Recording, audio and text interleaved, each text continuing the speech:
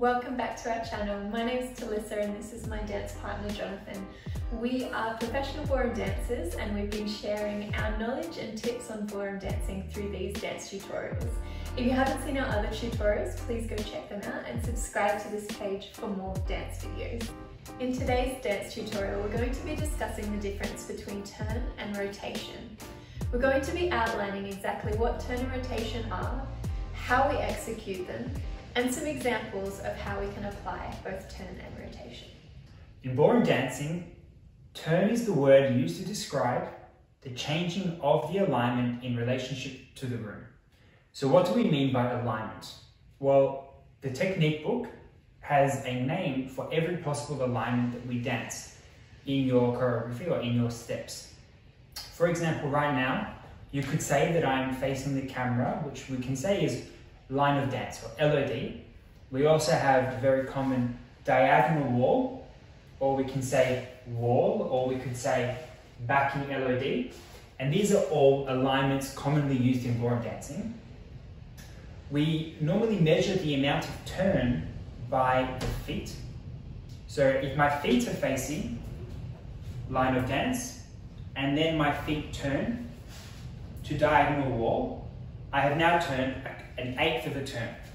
Or if my feet are facing line of dance and my feet now turn to face the wall, this is now a quarter of a turn.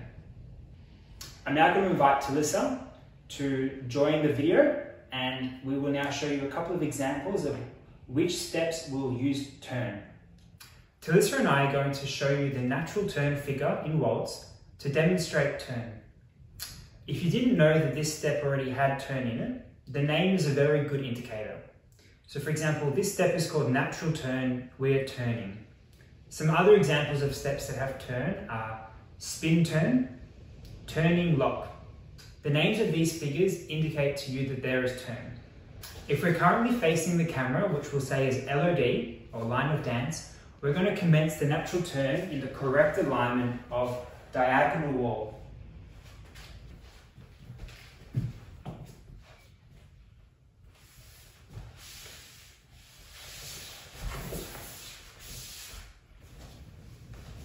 So you can see that we did not move and stay facing the same direction the whole time.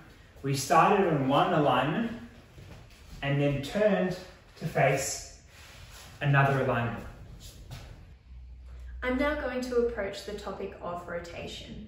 Rotation is different to turn in that we're not focusing on what movement is done in the feet, but rather we're talking about and focusing on what movement is done in the upper body.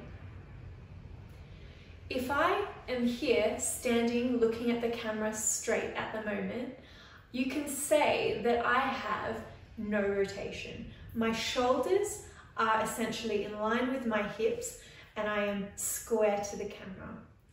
If I was to ensure that I had a slight inclination or a left side lead, you could say that I have a rotation to the right. Similarly, we can also have rotations to the left.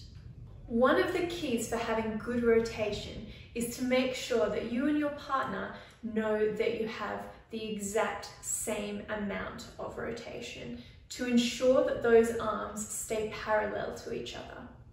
A simple way that Jonathan and I do this is by ensuring that we both understand how many degrees of rotation we have in certain steps. A simple way to improve your rotation is to have a discussion with your partner about how much movement is in your shoulders on certain steps. We like to do it in degrees, so often we will turn 30 degrees, maybe if it's more extreme, 45 degrees. Another important point to know about rotation is that the spine can never be affected. We want to make sure that whatever rotation we do in that upper body, we don't let the spine be affected, that's the incorrect one, and thrown around. We want our spine to stay long and tall with our own personal posture, and then have our rotation happen around that. I'm going to ask Jonathan to join me now so that we can demonstrate some steps that have rotation in them. To demonstrate this rotation, we're going to dance a preparation step.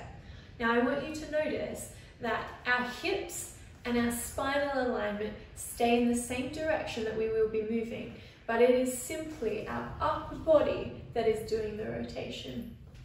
You're just going to take a simple practice hold.